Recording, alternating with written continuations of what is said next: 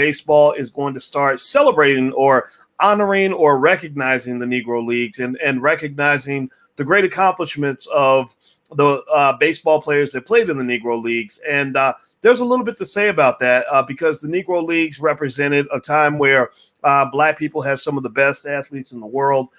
Black people actually own sports teams. Black people own the entire sports league. The Negro Leagues were ours. We were the Negroes, and we were in the sweet spot. And integration destroyed the Negro Leagues. The Negro Leagues could have been something very different from what it became. And in fact, there was a time where Black people, I don't know if you guys know this, but Black people actually had our own version of NASCAR. And they would have these NASCAR type events where all throughout the country they would go places and they would have thousands of fans in the stands and famous, the guys would become celebrities. We owned entire racing teams and stadiums, and all these thousands of businesses, thousands of Black-owned businesses emerged out of this. And all of that died too because you really want to be white. So let me just say this. When I saw this article that said that Major League Baseball is going to represent the Negro Leagues, I became very sad. I became very, very sad because that's a lot like going to Indians and telling them we're going to have a big Thanksgiving celebration right in your neighborhood. Right in your neighborhood, we're going to celebrate Thanksgiving, and we're going to give you the opportunity to thank the Pilgrims for coming in and giving you smallpox and killing your people. So, so let's talk about the Negro Leagues. And let's break some of this down. As we move forward, do me a favor. Please hit the thumbs up button, share button, and subscribe button. If you haven't done it yet, please do that. This is drboystv.com, the home for intelligent Black people. So if you're not Black and intelligent, you really need to go. And also, don't forget that this weekend we're doing Black Real Estate Weekend. You can go to blackrealestateweekend.com if you'd like to join us.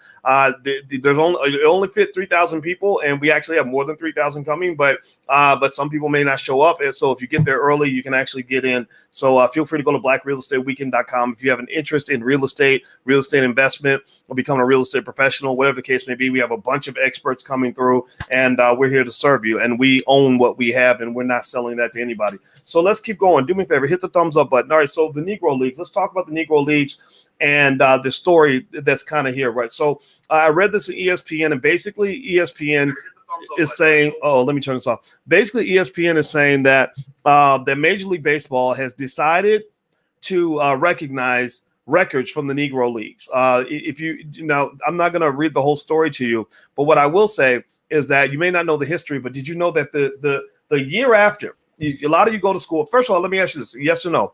Yes or no? How many of you grew up honoring or being taught to celebrate Jackie Robinson being accepted into the major leagues? How many of you grew up? Give me a yes or no in the chat. I'm gonna raise both hands because it's true for me. How many of you grew up believing that it was an honor that Jackie Robinson was accepted into the major leagues when he was pulled out of the Negro Leagues? Give me a yes or no. Okay, so let me just start the conversation here. I need you all to stop that. I need y'all to stop celebrating Jackie Robinson going into Major League Baseball, because Jackie Robinson going to the Brooklyn Dodgers, I know they made a movie about it. I know they put the guy from the Lion King in it, or sorry, not Lion King, Black Panther, whatever movie they use, whatever trigger Disney's using to get y'all's money. It was one of those movies, right? So they put the brother, rest his soul, no disrespect, but you should be supporting Black-owned movies. I do believe that. Sorry, I'm a Disney stockholder. I make money when Disney makes money, but I do believe in supporting the Black-owned film industry because you need to own something. So I need you to stop doing that. Stop thinking that Jackie Robinson going to Major League Baseball was good for Black people. It wasn't. The Negro Leagues literally started to pretty much die the year after Jackie Robinson left. Did y'all know that? That the year after Jackie Robinson left the Negro Leagues to go to Major League Baseball, that's when the league started. Boom, done. So what I kind of need you to process here is this. I know that that your fake civil rights leaders want you to celebrate integration. I know that they want you to believe that you want nothing until white people started to acknowledge you.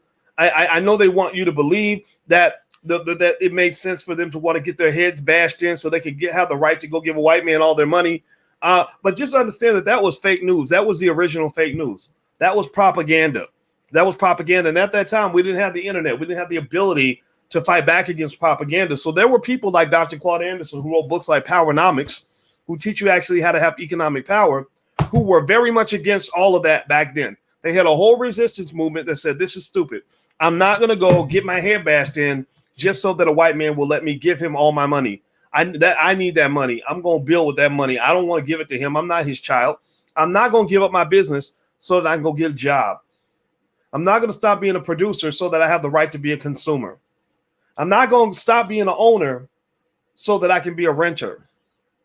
I'm not going to stop being an investor so that I can be a borrower. Right? Like, and that's what's happened, right? You used to own, did y'all know 100 years ago, black people owned about 15 times more land than you own right now? Did y'all know that? Give me a yes or no if you knew this. Black people own 15 times more land 100 years ago than you own today. But you got a whole lot of college degrees and student loan debt. So you switch from being an owner to being a renter. You switch from being to a producer to being a consumer. You switch from being an investor to being a borrower. You switch from being the boss to being the employee. You gave up what you owned so that you could be owned by somebody else because maybe you didn't feel, maybe your people did not feel, or maybe your people were convinced to believe that they weren't capable of owning anything. Now, here's the deal. Here's what's going on now. And so when you talk about the Negro Leagues, I don't really want to talk about it. I'm very sad about it. I mean, I think that there should be historical representation, historical recognition, all this other stuff, but it makes me very sad because that's like Thanksgiving for us. That was the economic equivalent of Thanksgiving, because here's what happened. Integration was not a partnership. Integration was not a partnership. Integration was a brain drain. Integration was not a situation where they took all of you and brought your whole community in and partnered with the entire community and allowed you to have equity in the process. Integration was an occupation. It was a corporate takeover. Integration was basically where they said, we don't want all the Negroes. Lord, what would we do with all these black people? But y'all got some good ones over there. Y'all's Negro Leagues. We don't want to compete with y'all. My God, if we compete with you, we're going to lose. Hold on, let me turn the TV off. They said, by God, if we try to compete with y'all, we're gonna get our asses whooped. So here's what we're gonna do. We're gonna go over here. We're gonna cherry pick. Okay, we don't want those 10, but we'll take him. We don't want those 20, but we'll take him. Oh, we don't want all your businesses. We got businesses. We got that part locked up. The whole ownership and control piece. We got this. Let the grown-ups own things. Let the adults own the assets. Y'all could be good employees. So we'll take him. Forget all your businesses, right? So you take 1%, you take that top 1%, and you throw away the other 99%. Why does this matter? Why do I have this conversation? Why do I decide I want to be asshole of the month? Because I'm messing up everybody's feel-good moment. Well, the reason is because you need to understand that the reason that your wealth is going backward is because you're doing something wrong. The reason that your wealth has not grown in 60 years is because you're doing something wrong. Can we at least agree? Give me a yes or no in the chat if we can at least agree that we're doing something wrong. And maybe not swagging, not bragging, but maybe the fact that I have a doctorate in finance will allow me to share a couple of points of view that will help you understand why you're doing something wrong and what you're doing wrong, what you might do differently in order to be successful. So the Negro Leagues, the reason the Negro Leagues and the whole narrative of Major League Baseball recognizing the Negro Leagues angers me. I mean, it burns me. It makes me want to punch a hole in the damn wall. Is because I read in here this person. I took notes. I'm not going to read the whole article to you, but there's a point where they literally said that they're going to now classify the Negro Leagues as major leagues. They're going to give the Negro League athletes, the superior athletes, the honor of being acknowledged as major league players. Are you kidding me right now? Are you kidding me right now? That's like me acknowledging that LeBron James is a basketball player. Well, I'm going to go ahead and acknowledge that you might be as good of a basketball player as me, but I am 5'8", and I do have a 30-inch vertical leap or 25-inch, whatever it is, and I know you're LeBron James, but I'm going to acknowledge that perhaps you might be as good as I am. Are you out of your damn mind? Any person who accepts that is crazy too. Anybody who gets excited about that, what's wrong with you? And let me tell you how this translates into 2020. 2020, you have ridiculous conversations happening in your community. You have ridiculous conversations happening. You have conversations like this. well, gosh, maybe if Jay-Z gets together with some other multimillionaire rappers, they can go own 10% of a team. Or maybe if Jay-Z partners with the white billionaires and they put him on a billboard, they can pretend like he's an owner of the Brooklyn Nets. Anybody remember that? When they pretended like Jay-Z was an owner of the Brooklyn Nets and put him on every billboard so that black people would let them come in and gentrify the community because they wanted to shut down the activists. They wanted to shut down the Cornel West who are actually protesting to get jobs for the people in the community. So they shut that down by putting Jay-Z on a billboard and pretending like he was an owner. And they said, oh, well, this is going to be black owned. You shouldn't protest this. And it turned out Jay-Z owned 1/16 of 1%, or 1/16 of 1% of the team. 1/16 of 1%. That means if you take the team, chop it into 100 pieces, take one piece, and then take that one piece out of 100 and chop it into 16 little pieces. That was his ownership stake. Well, good for Jay-Z. I think he made about $8 million from that. That's great. But what you got to start processing is that there's a difference between what happens with the individual and versus what happens with the collective. There's a difference between that which is real versus that which is symbolic. There and this idea that you spend your whole life looking for validation and acknowledgement from people who are not as good as you in a lot of areas is probably the one mental illness that you need to fix. My friend S.T. Brown is a therapist. I need y'all to all go to her website and sign up for therapy if you think that any of that makes sense, because you got a self-esteem problem and you ain't never going to get ahead.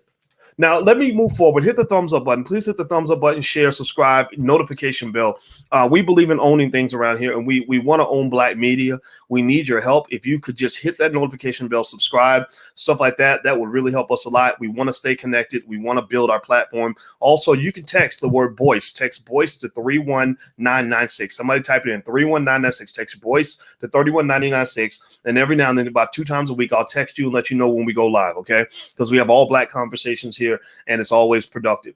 So let me go through and ask you guys a quick question. So when you look at what happened with Major League Baseball and the Negro Leagues, when Major League Baseball came and colonized the Negro Leagues and took our best athletes and let them go play next to the white boys, did the black community win economically? Was the black community better off? We know Jackie Robinson got a job.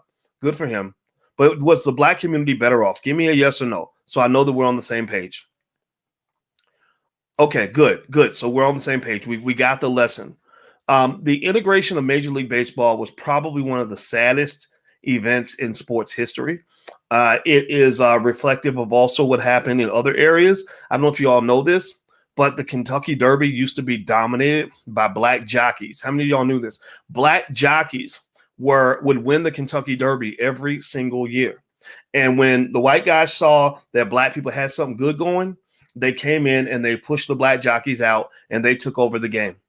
And that's the way racial capitalism works.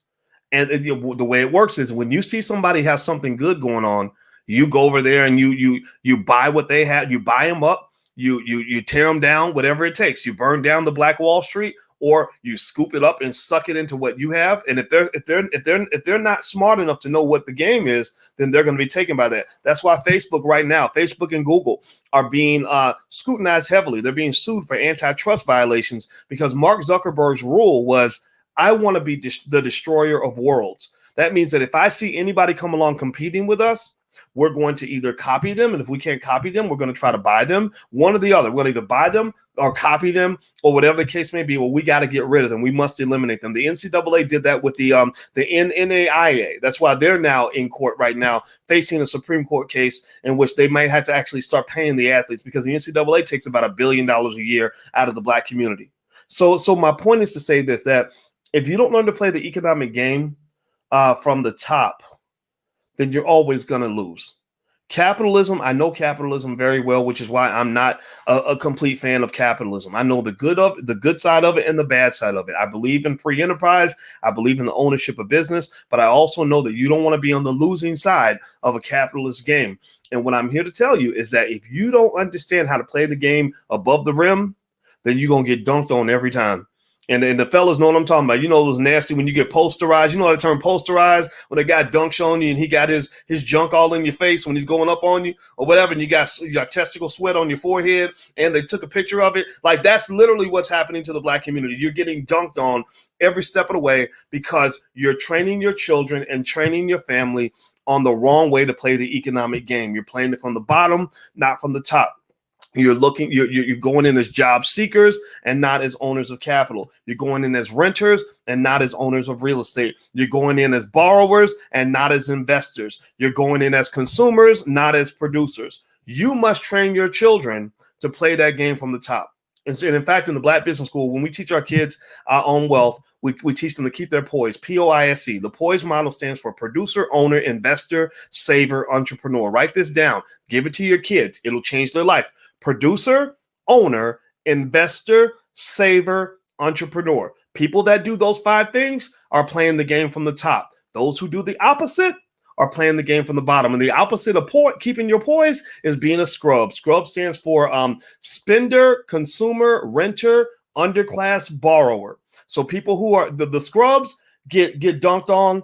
People who keep their poise know how to win championships. So when you go out there, I want you to win championships. And this whole story about the Major League Baseball, there was nothing to celebrate about this story. Nothing to celebrate. How dare you tell me that you're going to finally acknowledge the fact that we have the best athletes in the world? But it ain't even their fault.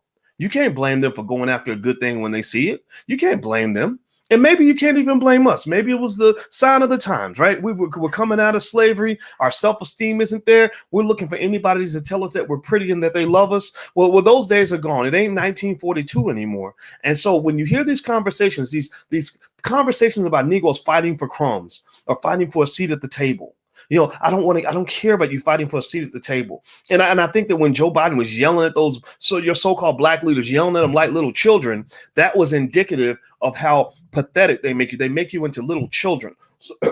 So when the major leagues basically say, we're going to acknowledge you, at the Negro Leagues as Major League too.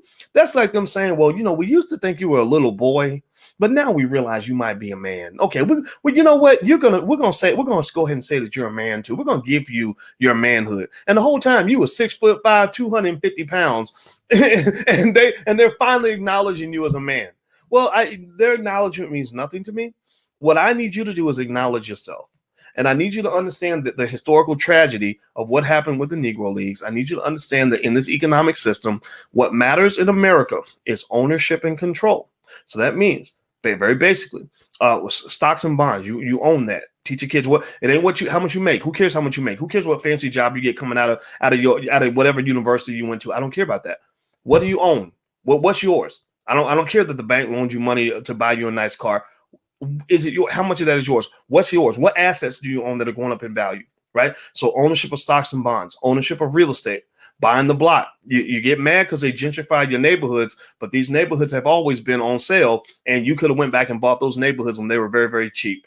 Kenny Gamble did it in Philadelphia. Now Kenny Gamble's a multi-millionaire from real estate because he bought the real estate when nobody wanted it. You didn't even want it. You said when Kenny was buying up in hundreds of houses in the hood, people say, well, why would you want to buy a house down there? You should get a house up there where the white folks are. Why? Well, because you're a white supremacist. You have always believed that his ice is colder, that if your kids go to school with his kids, then your kids will get a better education. If you get to live out in his neighborhood, then that's a better neighborhood to live in. If you go work for his company, then that's a better situation to be in. That's what you've always believed. So what we're fighting against is hundreds of years of programming. And I'm telling you, for those of you who got kids, how many of you in here have children? How many of you have children or some young person who listens to what you have to say? Some of you may be young yourself. If you're young and you're here, I congratulate you because a lot of us didn't figure this stuff out till we were 35, 40 years old. How many of you are either young or have a young person that you mentor or a child or whatever?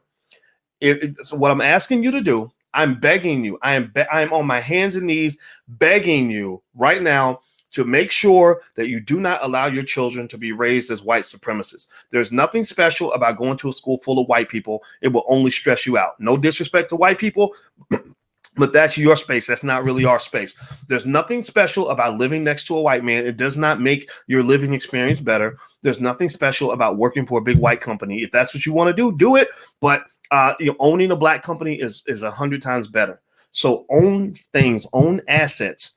Jay-Z, all these guys, all these millionaires. I am flabbergasted by the fact that we have these millionaire billionaires in our community, in entertainment, whatever, who literally are still trying to beg their way into getting 1% ownership in these little sports leagues. I don't understand that when the most powerful men and women in your community are looking like little boys next to their competitors, what hope do you really have? When your so-called most prominent civil rights leaders, the head of the NAACP, Al Sharpton, and all that, are sitting there talking to Joe Biden and being yelled at like little kids who forgot their lunch money, what does that really say to you as a people? That means that somebody, righteous, intelligent black people, have to take over the steering wheel and say, you know what? We're going to drive this thing. We're going to drive it the right way, because y'all you don't know what the hell y'all doing. So that's it. Those are my thoughts. This Negro League story did not excite me or inspire me. I'm not angry at anybody. I'm not angry at MLB for acknowledging greatness. You can't get mad at them for that. You can't get mad at them for seeing a good thing when they see it, right? You can't get mad at them for doing business. You can't get mad at them for dunking a basketball. You can't get mad at them for scoring points for their team. What you got to look at is whether or not your team is doing what it's supposed to do. So I believe Team Black people can step our game up. And when we step our game up, we will win. When we teach our children about economics, we will win. When we start embracing ownership over rentership and employeeship, we will win. When we start preparing ourselves to play the game at the highest levels, we will win. When we start valuing what you own over how much you make, we will win. So I want you to go win, and everybody ain't going to win. Everybody ain't going to get it. But those of you that are here, you got the message. The message is clear. I hope that I was clear. Give me a yes in the chat if what I said is clear, so that I can go get back to my woman. But I had to come in and have this conversation with you in hopes that you'll hear it in the spirit it's intended. Okay, so I'm going to get out of here. By the way, speaking of ownership, we do have a social media platform called blagenough.com. So feel free. We trademark this word. Like, I have the trademark papers in my desk. So if you want to go join Blag Enough, feel free to join. So, complete freedom of speech, all that good stuff. Also, the Black Real Estate Weekend starts tomorrow. You can go to blackrealestateweekend.com. We have real estate experts coming in. It's actually over capacity now, but if you get there early, then it's first come first. So whoever gets in first gets in. So you can go to blackrealestateweekend.com and register and come on in. Okay, so we're going to do that all weekend because we believe deeply in real estate ownership. All right, so I'm out of here. Have a good day. Hit the thumbs up button before you go. Thank you for listening, and I'll see you soon. Take care.